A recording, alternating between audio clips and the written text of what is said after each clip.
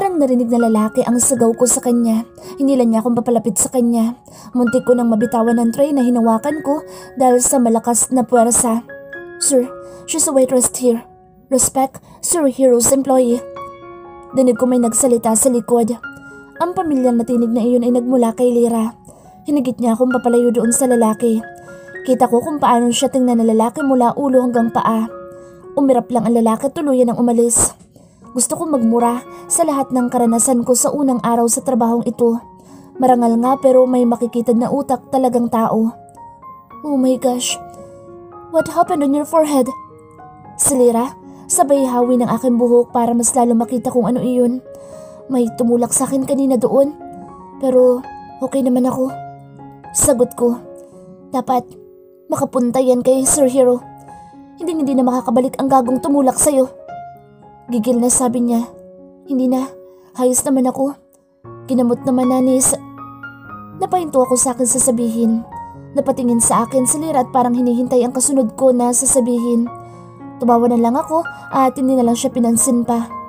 Tinungo ko na lang ang table na hawak kong tray. Thank you.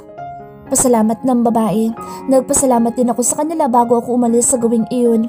Bumalik ako sa counter at natanaw ko si Simon na nakaupo sa high chair. Nilapag ko ang tray at napatingin sa akin si Simon. Ngumiti siya at ngumiti din akong pabalik. Sit here. Sabay tapik niya ng high chair sa tabi niya. Bawal Simon, nandito daw may-ari. Tanggi ko sa kanya.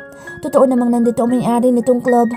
Paano kapag nakita niya ako na paupo-upo lang at hindi nagtatrabaho? Eh di masisisante ako nang wala sa oras nun. Kita ko ang pagmuso ni Simon bago siya nagsalita.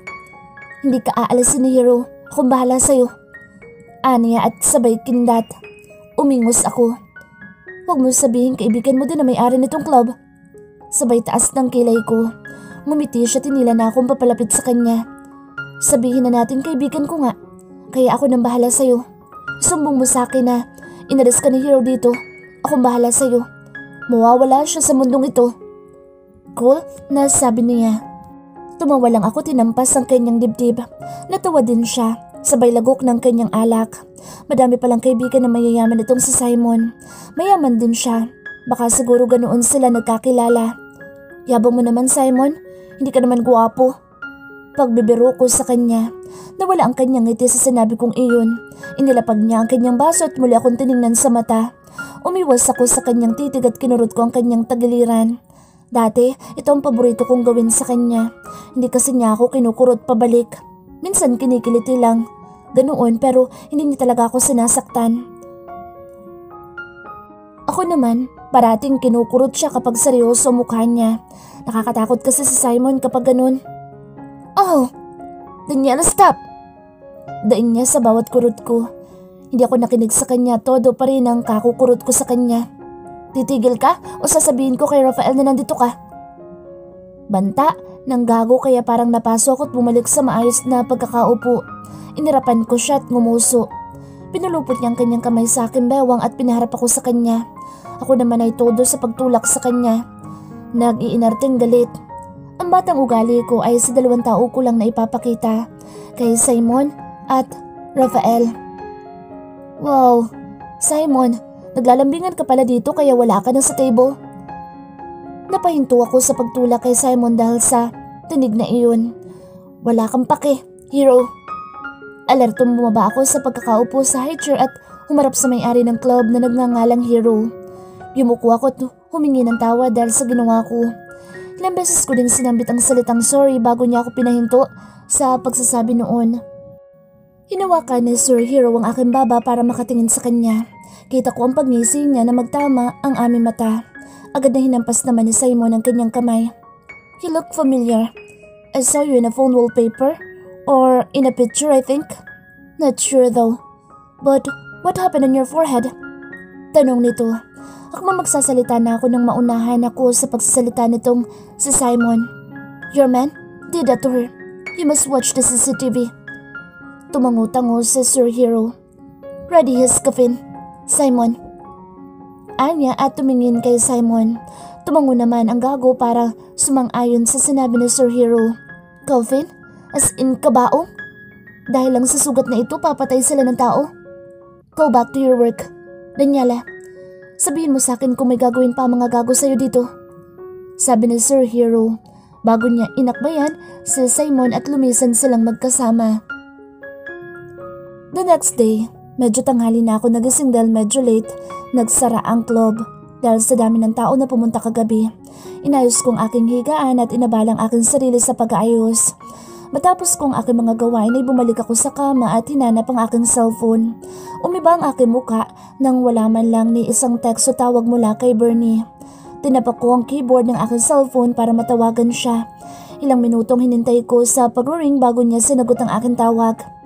Bernie, bakit ang tagal mo namang sagutin ang tawag ko? Inis kong sambit. Dinig ko ang boses ng dalawa sa kabilang linya bago nagsalita ang bakla. Wait lang Daniela, may ginagawa pa kasi kami. Nagbabanding kami. Panira ka naman. Hoy, ako ang ina ng dalawang yan. Kapag may nangyaring masama sa kambal ko, makakalimutan mo na magkaibigan tayo, Bernie. Galit kong sabi. Hindi ko alam kung anong ginagawa niya sa kambal at bakit hindi man lang nila ako hinahanap. Alam kong may mga sinasabi na si Bernie sa kanila at kapag talaga ang baklang iyon may kinuwento tungkol kay Rafael, malilintikan talaga siya sa akin. I know that, girl. Ayan ka na naman eh. High blood masyado. Kalma nga kasi, may dibdib ka. Ay niya at saka humalakhak. Umirap ako nang wala sa oras dahil sa mga linyahan niya. Si nanay ba yan? Ninang Berna? Dinig kong sabi ni Chloe sa kabilang linya. Napangiti ako nang marinig ang kanyang boses. Isang araw pa lang kaming hindi nagkikita pero miss na miss ko na silang dalawa ni Clyde. Simula noong nakaraang taon na tumuntong sila sa 3 taong gulang ay hindi na ako nawalay sa kanila. Kahit isang araw lamang. Hindi ko hinahayaan ang sarili ko na hindi matulog sa bahay at hindi sila makatabi sa pagtulog. Ngayon, heto, nagsasakripisyo ko para mabigyan sila ng magandang buhay. Ayoko na darating sa punto na mas pipiliin nila si Rafael kapag nagkataon man na magkita kami. Hindi malabo iyon lalo na't nandito na siya sa Isla Vera. Isang mundo na lang ang ginagalawan namin. Yes, baby girl, sa nanay mo. Gusto mo makausap? Si Bernie sa kabilang linya. Hello, nanay. Si Chloe to. Miss na kita, nanay. Sabi ni Ninang Berna, matagal pa daw uwi niyo kasi hinahanap niyo si tata. Naputo lang sasabihin ni Chloe dahil sa pagsabat ni Bernie sa kabilang linya. Chloe! Putol ni Berna na ikinairap ko. Ay, sorry Ninang. Bawal kasi magsinungaling sabi ni nanay. Ba't daw yun? Mapupunta ka sa impyerno, Ninang. Inosenteng sabi ni Chloe. Dinig kong humalakhak lang si Bernie sa sinabi ni Chloe sa kanya. Mabuti pa ang bata. Alam na niya na bawal magsinungaling. Nag-guilty tuloy ako. Nagsasinungaling kasi ako sa kanila tungkol sa kanyang tunay na ama. Nanay, nandyan ka pa po ba? Nanay? Nanay? Opo, Chloe. Nandito pa si nanay. Anong ginagawa ng prinsesa ko dyan? Magiliw na, sabi ko. Nanay, di ba malapit na kami ni Kuya mag-4? Gusto sana namin, nanay, magpunta ng mall sa La Fera 2. Kasi noon hindi tayo naglibot doon. Cute na sabi ni Chloe. Sa susunod na buwan na ang kanilang kaarawan, kaya pala minsan napapansin ko na medyo madaldal na itong si Chloe at hindi na rin bulol ko magsalita. Maglilimang taon na rin simula noong huli kong nakausap ang kanilang ama. Paano kaya kung sasabihin ko na lang ang totoo sa dalawa kong anak ang tungkol sa ama nila, na hindi na nila makikita ang ama nila, na anak sila sa labas? Parang may gumuhit sa puso ko nang maisip ang huli kong inisip. Masasaktan ang dalawa kapag sasabihin ko iyon sa kanila, lalo na itong si Bernie ay binibigyan pa sila ng pag-asa na makitang kanilang ama. Sa huli naman masasaktan din sila, pero ngayon ang babata pa nila, hindi pa nila kayang iproseso ang ganoong mga pangyayari. Pwede naman tayo maganda dyan sa Lamianda, Chloe. Di ba sabi mo noon sa akin, gusto mo matikman ng donut? Bibilhan ko kayo ni Kuya Clyde ng maraming donut.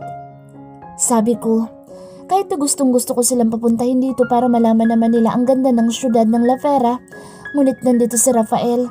Kahit na siguro ay magkikita pa lang sila, malalaman niya agad na anak niya ang dalawa dahil sa kulay ng mata at magkasing hawig talaga sila ni Clyde. Nanay, sabi kasi ni Obet, Maganda daw ang tinatawag na... Huminto si Chloe na parang nag-iisip. Ano nga yun, Ninang? Yung maraming mga laro? Kailangan na niya ang backup ni Bernie. Arcade, baby girl. Yun po, Nanay. Arcade. Walang kahirap-hirap na sabi ni Chloe sa huling salita. Talagang hindi na siya bulol magsalita. Sa kanilang dalawa, siya ang unang nagkapagbigkas ng salita. At ang salitang iyon ay tata. Dahil ang kambal noon ang may hawak sa kanya. Pag-iisipan ni Nanay Chloe, ha? Sa ngayon, dito muna si Nanay para may panglaro kayo sa arcade kapag nakapag-desisyon na ako. Okay? Okay, Nanay. Salamat po. Miss na po kita.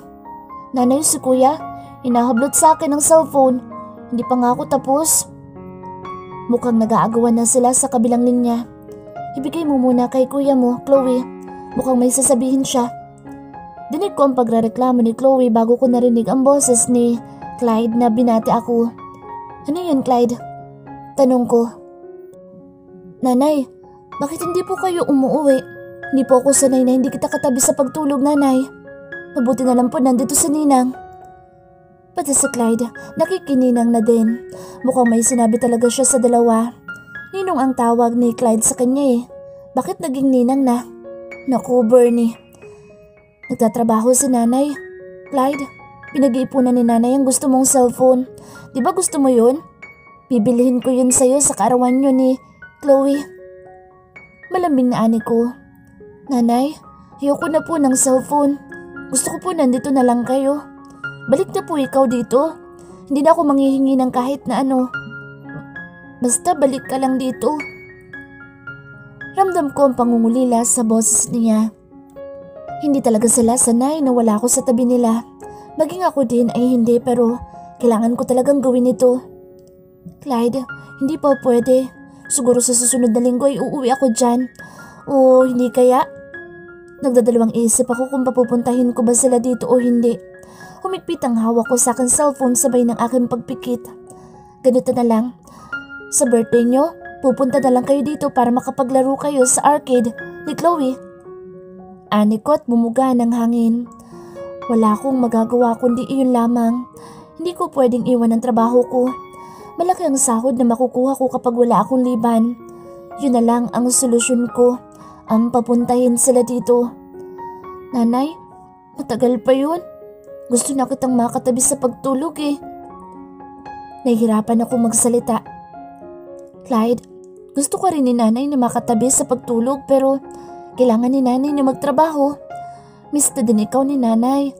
Sa ngayon, kay Bernie ka na lang muna tumabi sa pagtulog. Bumuntong hininga si Clyde sa kabilang linya. Ramdam ko ang lungkot niya kahit hindi ko nakikita ang kanyang muka. Basta, bumalik ka dito, Nanay, ha? Opo, Clyde. Babalik si Nanay dyan at ako na ulit ang katabi mo sa pagtulog. Isang opo at nagpaalam na si Clyde bago niya ibinalik kay Bernie ang cellphone. Ibinilin ko ulit sila kay Bernie at pinagsabihan na rin si Bernie na huwag isali si Rafael kahit na anong usapan nila. Pumangako naman ang bakla na walang sasabihin. Kahit ganoon ay hindi pa rin ako kumbinsido na 100% na wala siyang sasabihin sa dalawa tungkol kay Rafael.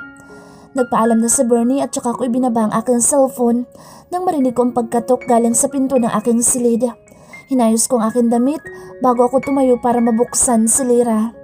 Nang tuluyan ko mabuksan ang pinto, laking gulat ko na si Simon ang nakita ko na may dalang 2 supot ng kilalang food chain. Nakangiti siya habang pinapakita ang pagkain na dala niya. Paano ka nakapunta dito? Tanong ko. I used the elevator and I walked to came here. Piloso po niyang sabi kaya napairap ako. Siya pa din ang Simon na kilala ko noong college days. Piloso pong Simon. Kung hindi ko lang ito kaibigan baka nabigwasan ko na siya ngayon.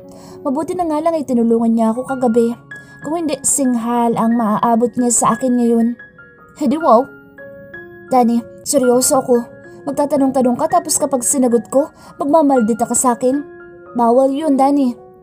Anya pa. Lumiit ang mata ko at nagtitimpi na hindi siya masaktan sa akin. Pumasok na siya sa loob at inisa-isang inilabas sa mga pagkain sa plastic. Kung nandito lang ang kambal, siguradong magugustuhan nila ito. Noong nagdala kasi ang kambal ng ganito, madami ang kanilang kinain at mukhang sarap na sarap sila. Hindi bali na, kapag may pera na ako, mabibilhan ko na sila ng ganito. Umupo na ako sa harap ni Simon at sabay kaming dalawa sa pagkain. Sinadya niya daw talaga na hindi kumain ng agahan at tanghalian para magkasama kaming kumain. Sweet and caring naman itong si Simon. Habulin din ng babae noong college. Pero wala akong alam kung may girlfriend na ba siya o wala. Hindi nila ako nagtanong tungkol sa kanyang buhay pag-ibig. Baka mapunta pa sa akin at maikwento ko pa si Rafael sa kanya. Tell me about your twins. May hawig ba sila kay Rafael? Kapag meron, patay ka kapag nakita niya ang dalawang iyon. Muntik na akong mabulunan sa sinabi ni Simon. Agaran niyang kinuha ang soft drinks na kasama ng kanyang in-order para ipainom sa akin. Ininom ko iyon hanggang sa bumuti na ang lalamunan ko. Simon naman eh. Sabay hampas sa kamay niya. Ewan ko sa'yo. Inarapan ko siya at tumuloy na sa pagkain. Kita ko ang kanyang pagngiti kaya inarapan ko siyang ulit. Akala ko ba matured na itong Simon na ito?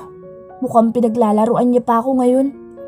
Tell me, Daniela, kapag totoo na may hawig ang dalawa kay Rafael, unang pagkikita pa lang nila'y wala ka nang kawala sa gagong yun. Ano? Pag-uulit ko sabay sa pagtigil ko ng aking pagkain. Wala. Saan ba nagkahawig ang kambal kay Rafael? Sabihin mo na para may iwas natin sila kay Rafael. Ginalaw-galaw niya pa ang kamay ko.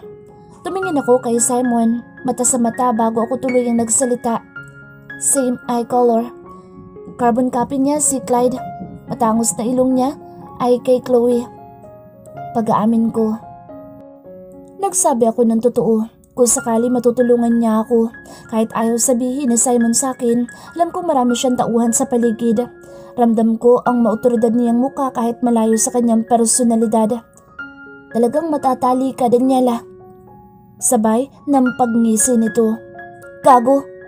Singhal ko at sinapak siya. Matapos ang pagsasalo namin ni Simon ay nagpaalam na din siya para makaalis. Ako naman ay inabala ang aking sarili sa paglilinis ng silid na ito. Hindi naman gaanong kadumi. Konting linis lang ay ayos na. Ayos na din ang mga damit ko sa isang cabinet. Sunod kong kinuha ang aking uniform sa baba. 7 uniform na din ang kinuha ko para hindi na ako pabalik-balik. Tuwing nagpapalit ako ng uniforme. Pabalik na sana ako nang makita ko sa silid si Ella kasama ang kanyang mga kaibigan. Tinignan niya ako mula ulo hanggang paa bago ko tuluyang nilapitan. Napalunok ako dahil nararamdaman ko ang galit sa kanyang mga mata. Wala naman ako naisip na atraso sa kanila. Ni hindi ko nga sila nilalapitan o kinakausap tapos kung makatingin sila sa akin ay parang kay laki ng kasalanan ko sa kanila. Akala ko silira lang ang mang-aagaw. Ikaw din pala. Kibagong salta dito pero nilalandi mo na agad si Sir Simon. Talaga bang waitress ka dito? O callgirl ka din? Sabi niya at sinamahan pa ng irap. Umiling ako sa kanyang mga sinabi. Hindi ko nilalandi si Simon at saka waitress ako dito, hindi callgirl. Matapang na sabi ko. Akmang aalis na ako nang hinawakan ng isa sa mga kaibigan niyang aking kamay. Medyo mapuwersa at badiin niyon kaya gumuhit ang sakit sa aking muka. Ganito ba talaga sila? Kakompetensya ang lahat? Hindi naman sila maagawan na. Lahat ng lalaki sa kanila na. Kung gusto nila, isaksak pa nila sa baga nila. You bitch! Hindi pa kami tapos sa'yo. Bastos ka rin eh, no? Sigaw ni Ala at pinaharap ako sa kanya ng dalawang kaibigan niya. Nalaglag ang dala kong uniforme dahil ang dalawang kamay ko'y hinawakan na ng dalawa niyang kaibigan. Umirap si Ella sa akin at hinarap ako. Medyo matangkad siya sa akin. Gayon din ang dalawang nakahawak sa akin. Hindi ko alam kung dahil ba sa heels na suot nila o sadyang matangkad lang talaga sila. Ano bang kasalanan ko sa inyo? Bitiwan niyo nga ako. Sabay ng aking pagpupumiglas ngunit hindi ako nagtagumpay na makawala. Maang-maangan ka pa? Alam namin na nanggaling si Sir Simon sa room mo. Alam mo ba kung ano gagawin sa'yo ni Sir Hero kapag nalaman niyang nagpapasok ka ng lalaki sa silid mo? Tanong niya at mas lumapit pa sa akin. Ang kanyang malaking hinaharap ay sumasalubong na sa akin. Totoo ba yun o hindi? Malaki kasi. Hindi ko naman siya husgahan kung hindi pero malaki talaga. Nahiya ang dibdib kong nadikit sa kanya. Daniela, nasa peligro na ang buhay mo. Bubs pang iniisip mo. Sagot, Daniela! Sigaw niya nang malapitan. Napapikit ako dahil doon. Hindi ko alam. Bago lang ako dito. Hindi din nasabi ni Ma'am Tessa at Lyra. Mahina akong sabi. Sarkasmo siyang ngumiti. Yan, hindi mo alam pero nagpapasok ka? Tanga ka? Bobo ka? Huminto siya, tinitigan ako. Alam mo na ipapaba ng mga lalaki na pumapasok sa mga silid sa taas? Kapag pinaban si Sir Simon dahil sa'yo, malaking kawalan yun sa amin. Sabay hawak nito sa akin pisngi. Pinisil niya ito hanggang sa masakit na. Sinubukan kong kunin ang aking muka sa kanyang kamay ngunit mas lalong sumakit dahil ang mahaba nitong kuko ay parang pumapasok na. Aray! Daing ko sa sakit. Huwag kang magreklamo, Daniela. Lahat ng kababaihan dito ay nakadaan na sa kamay ko bago sila nagtanda at ikaw na susunod doon. Itong bagay sa'yo! Sigaw niya at lumagapak ang kanyang kamay sa aking pisngi. Yun ang bumalot na tunog dito sa lockers area. Ramdam ko pa din ang kanyang kamay doon. Napapikit din ako dahil sa sakit. Ang mga mata ko'y nangingilid. Parang lumabas ang kaluluwa ko dahil sa kanyang sampal. Isa pa lang yun. Ito... What's happening here? Boses ng lalaki sa likod namin. Nanginig ang aking tuhod sa boses na iyon. Kilalang kilala ko kung sino nagmamay-ari ng boses na iyon. Kahit maglilimang taon kaming hindi nagkita, hindi ko narinig ang kanyang boses. Alam kong siya yun. Hindi ako magkakamali. Hindi ko alam kung ano magiging reaksyon ko. Matutuwa ba ako dahil hindi natuloy ang pagsampal sa akin ni Ella? O matatakot ako dahil magkikita na naman kaming ulit? Alam kong darating ang puntong ito, pero hindi may aalis sa aking isipan kung ano susunod na mangyayari. Kukunin niya ba ang mga anak ko sa akin o hindi? Sir Rafael. Nauutal na sabi ni Ella. Sinanyasan niya ang dalawa niyang kaibigan na pakawalan ako sa pagkakahawak. Sunod naman iyon ng dalawa at humarap na rin kay Rafael. Ako naman ay nanatiling nakatalikod. Ang kaba sa puso ko'y abot-abot langit na sa sobrang tindi. Kita ko kung paanong yumuko ang tatlo. Nakarinig din ako ng yapak mula sa aking likod at parang papalapit si Rafael sa aming gawi. Itinaas kong aking kamay hanggang sa lumibel ito sa aking dibdib na kanina pa nagwawala. What you three doing with that girl? I warned you about this, right? Matigas na Ingles nito. Kasi sir, sabay siko ng isang kaibigan ni Ella sa kanya para magsalita sa kanilang ginawa. Hindi umimik sa Ella at nakatingin lang sa sahig. Sir, itong babae may atraso kay Ella. Binigyan lang namin ng leksyon. Sabay siko ulit niya kay Ella. All of you always reason is that. Wala na bang bago? Huminto siya sa pagsasalita. Anong ginawa niyo sa kanya? You loved her too, like what you all did with the girl last time? Hindi nagsalita ang tatlo. Sa Ella naman ay tumangulang habang nakayuko pa din. Inamin naman ni Ella ang kanyang ginawa pero ramdam ko pa rin ang kanyang kamay sa aking pisngi. Mahapdi pa din. May tinanong ulit si Rafael sa kanila ngunit hindi ko yun tinuunan ng pansin dahil ang pagtatago ko gamit ang aking buhok ang aking inabala. Kinuha ko mga uniforme ko na nalaglag kanina. Nang nasakop ko ng lahat ng aking uniforme ay humakbang na akong papaalis doon. Stop! Hindi pa humihingi ng tawad ang tatlong ito. At hinawakan niyang aking braso. Naramdaman ko ang kanyang malamig na kamay sa mainit kong braso. Ang mahabang buhok ko ay nakatakip pa rin sa aking muka. Hindi ko siya hinarap. Nanatili ako sa aking posisyon. Kinuha ko ang aking kamay sabay nagsalita. Don't need, sir. Kinakabahan ako. Natatakot ako na makilala niya ang boses ko. Muling niyang hinawakan ang aking kamay. You three, umalis kayo dito. Kapag nakita ko ulit na sinasaktan niyo ang mga kapwa niyo empleyado dito, mawawala na kayo ng trabaho. Nakakapuno na kayong tatlo. Sigaw niya. Danig ko ang mabilis na yapak ng pawang paalis sa gawin namin. Kita ang mamahaling sapatos ni Rafael na humarap sa akin. Kinuha ko ang kamay ko sa kanya at nagmadaling naglakad paalis. Wala pang 10 baitang ay nahawakan niya ulit ang aking braso. You sounds familiar. Anya na ikinakaba ng dibdib ko. Sinubukan ko ulit kunin ang kamay ko pero ngayon hindi na ako nagtagumpay. Madiin na ang pagkakahawak niya sa akin ngunit wala ko naramdamang sakit gaya ng pagkakahawak kanina ng dalawang kaibigan ni Ella. Agaran niyang hinawi ang aking buhok na ikinasinghap niya. Daniela? Bigkas nito na parang gulat. Magkunwari ka na lang na hindi tayo nagkita, Rafael. Kinuha ko ang aking kamay at tumakbo papaalis sa lockers area. Bumalik ako sa aking silid na parang kinakain ng aking sistema ng kaba dahil sa pagkikitang iyon namin ni Rafael. Ang bawat takbang ko ay nagdudulot ng kirot at sakit dahil doon.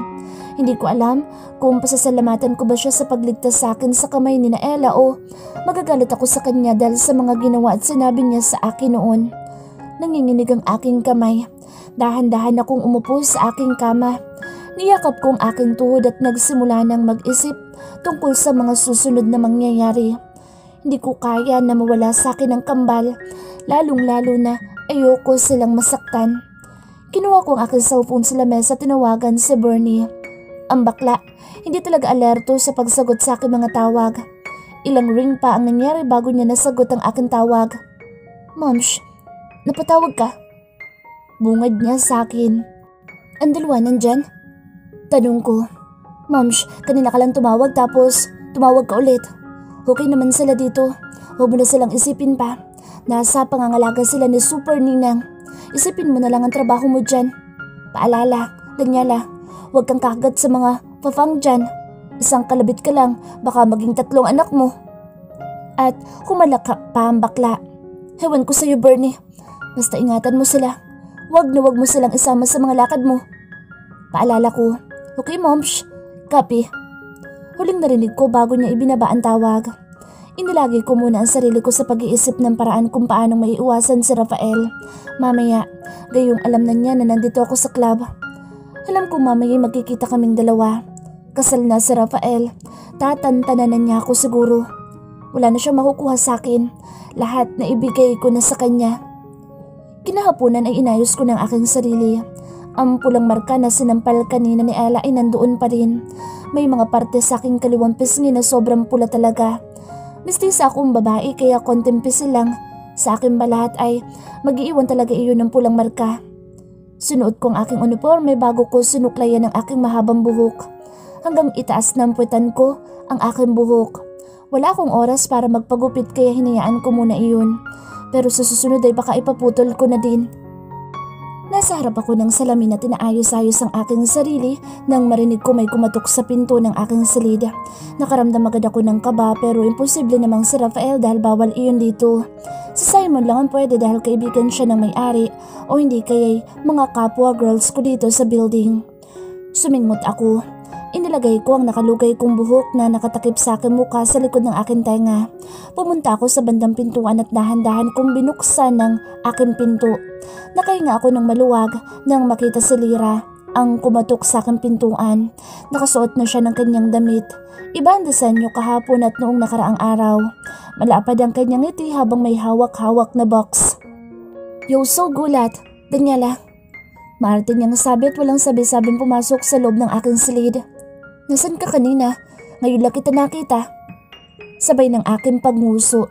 Hindi ko talaga siya nakita kanina. Wala din akong kasamang kumuha kanina ng aking uniforme dahil wala siya.